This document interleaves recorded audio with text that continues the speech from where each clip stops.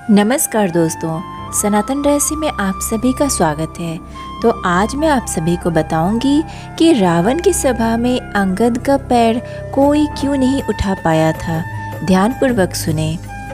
अंगद किष्किंधा के राजा बाली का पुत्र था, जिसने रावण को भी पराजित कर दिया था। स्वयं भगवान श्री राम को बाली को मिले वरदान के कारण छुपकर उसका वध करना पड़ा था।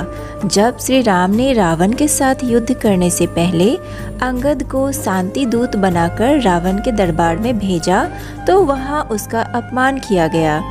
रावण ने श्री राम के शांति संदेश को उनकी कायरता बताया तथा अंगद का उपहास किया।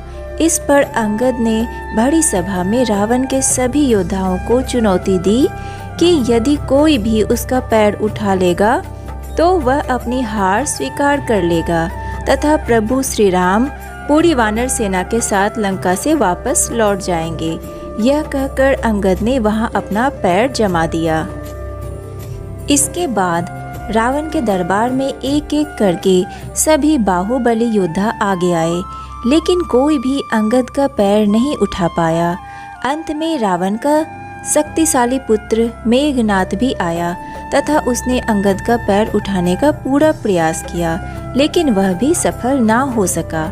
लेकिन सोचने वाली बात यह है कि आखिर अंगद में इतनी शक्ति कैसे आ गई थी कि रावण के दरबार का एक से बढ़कर एक शक्तिशाली योद्धा तथा स्वयं देवताओं को भी जीत लेने वाला इंद्रजीत एक वानर पुत्र अंगद का पैर नहीं उठा पाए थे। दरअसल रामायण में कुछ योद्धाओं जैसे कि बाली, हनुमान, जामवंत जी के बाहुबल व शक्ति का विस्तार से वर्णन किया गया है।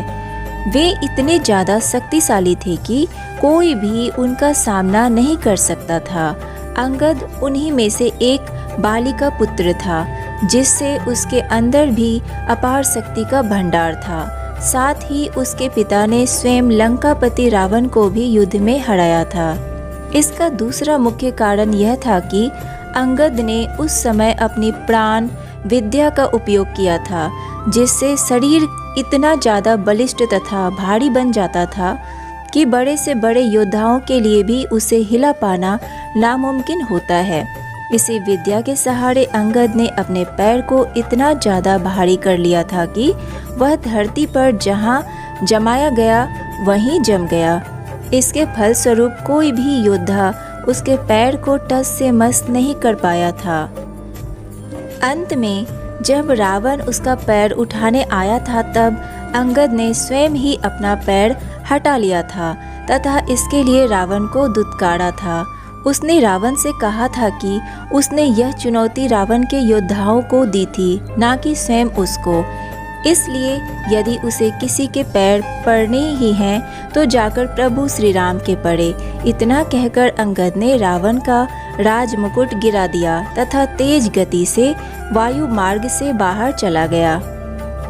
तो आज के लिए बस इतना ही। वीडियो को लाइक कीजिए, सनातन रहस्य को सब्सक्राइब कीजिए और ज़्यादा से ज़्यादा शेयर कीजिए। राधे राधे।